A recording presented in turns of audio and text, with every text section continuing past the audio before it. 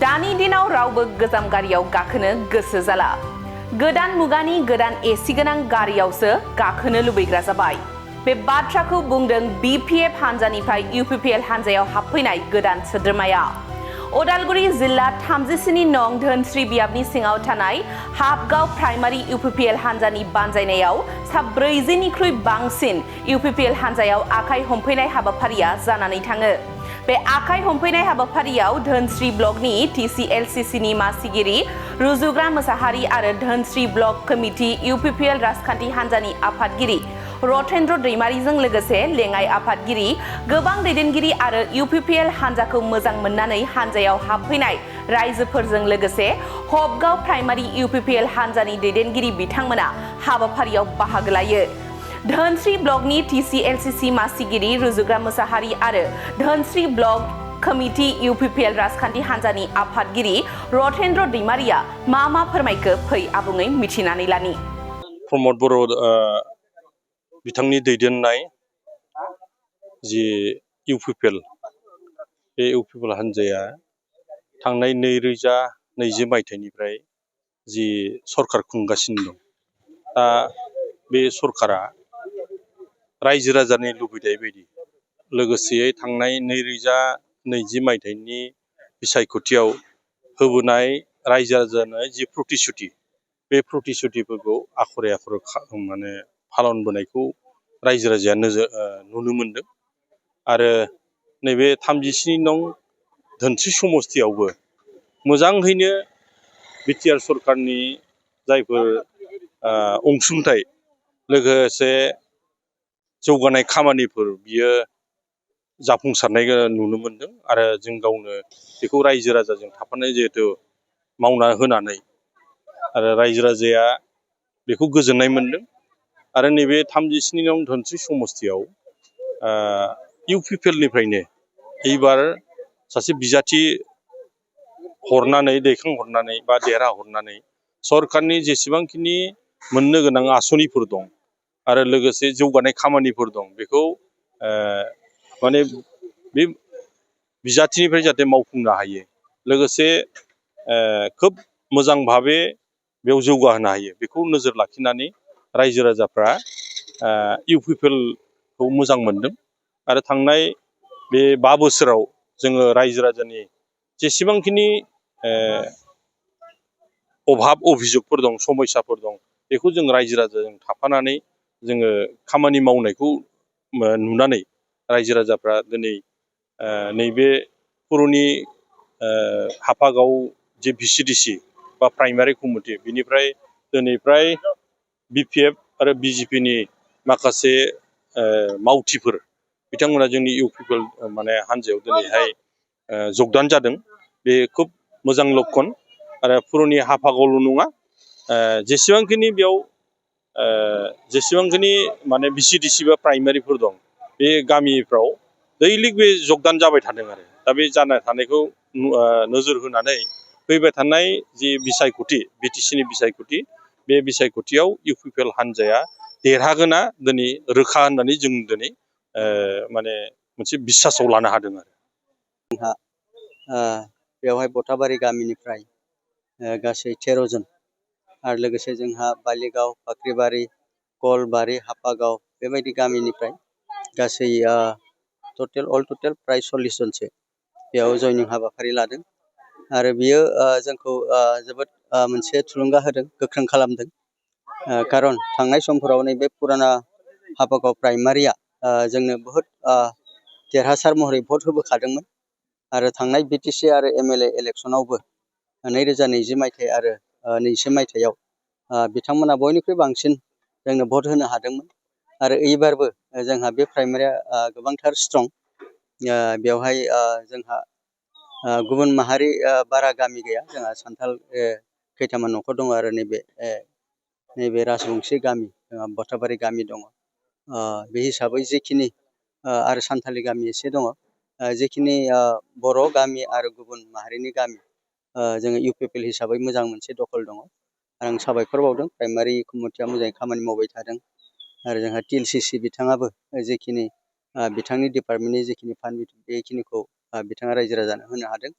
आरो जों block committee हिसाबैबो बेयावहाय मोजां नोजोर लाखिनानै खामानि मावदों आरो बेयावहाय बुथ एक्सपार्ट मेम्बार हिसाबै राजिब नार्जारि बिथाङा बर्थमान नायथिंबाय थादों। बे हिसाबै जों जथायै खामानि मावदों आरो दिनै जोङो ब्लक आरो प्राइमारि जथायै नैबे जयनिं हाबाफारिखौ लादों आरो बेबायदिनो जों मोनफ्रोमबो प्राइमारियाव जोङो जयनिं आथिखालाव जोङो लाबाय थादों आरो लाबाय थालांगोन इलेक्सनहालागै। Thank you. जोङो पुरनि हाफागाव PCDC-आव दायो इउपिपिएलनि दिनै 2 नं बथाबारि बे मन्दिरनि लांगोनायावहाय जयनिं प्रग्राम लानाय जादों। बे जयनिं प्रग्रामावहाय जोङो गोलाव बोसोर जों BPF-आव नांथाबना थादोंमोन।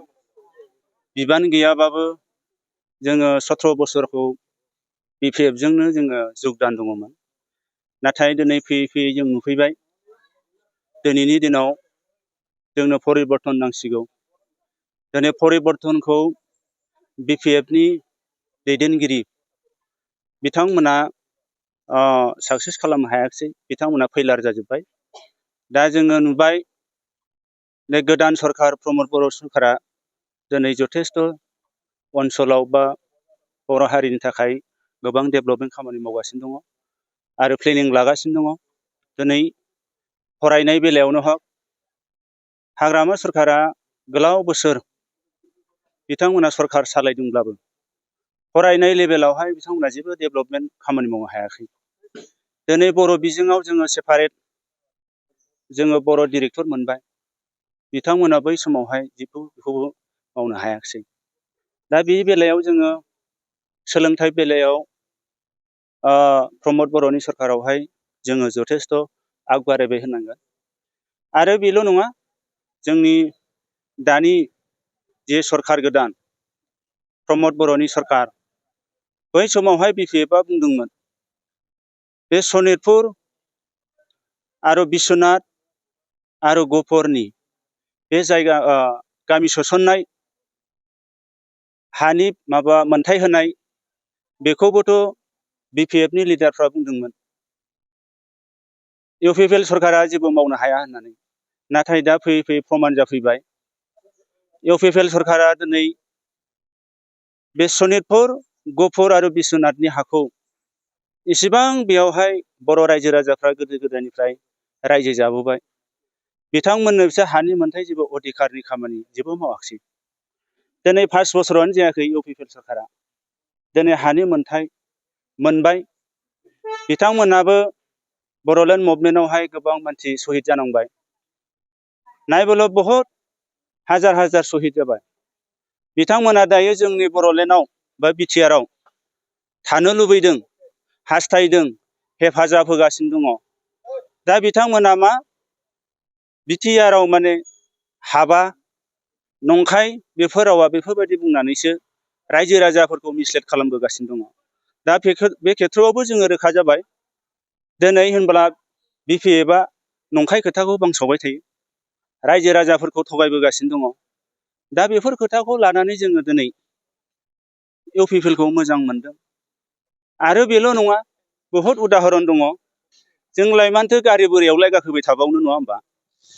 गारि बोरायाव गाखोनाय माने नों गोदान गाननानै थांसिगोन गारि गाखोनो, लंपेन्ट गस्ला गासिबो मामर नांजोबो।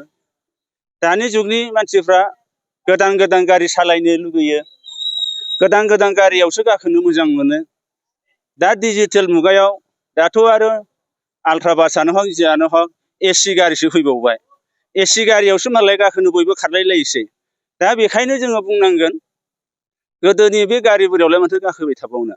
जों सोलायनोसै, जों परिबर्तनाव फैबाय। दा सोलोंथाइ मुगायानो हक, दा जोङो डिजिटेल, दानि जुगानो दायो डिजिटेल जाहैबाय। दा बे डिजिटेल मुगायाव जोङो गोदोनि बे माबाखौनो लाबाय थानोसै नामा? दा ओंखायनो जोङो सोलायफैबाय फैयै फैयै। दायो जोङो नैबे जोंनि हाफागाव PCD-आवहाय बेखौ आं बुंथोंसै। जोंनि PCD हाफागावआवहायबो माने ओरैबायदि खालामबोबाय BPF सरकारा बा BPF-नि जायफोर बिबानाव दंमोन बिथांमोना जोंनि बे PCDC-नि आन्दारावहाय बेसेबां माने BPF-नि सापर्टारफोर दंमोन बिथांमोननि जि मोननांगौ सरकारनि आसनिफोर बे बेलायावबो बिथांमोना मा खालामखो, माइ गाब जुजाय खालामबाय। सोरनोबा न' होबाय, सोरनोबा होआखिसै। सोरबा मोननांगौआ मोनाखिसै, सोरबा मोनिफ्रासो लाबाय। दा अरुनदयानो होन, अरुनदयावबो बुहुत माने केलेंकारि खालामबाय। दा अरुनदयाव हरबाय सोरबा MLA, सोरबा माबाफ्रा गोजौ लेभेलनि मानसिफ्रा हरबाय। दा बे फर्मखौबो गावसोरनो राननानै लाबाय। फर्मानो आग्लायलायदोंसोनो, थांफिनदोंसो। थेवब्लाबो थारमाने BPFनि जायफोर कर्मिफोर, महिलाफोर, बिथांमोना माखासे मोनाखिसै।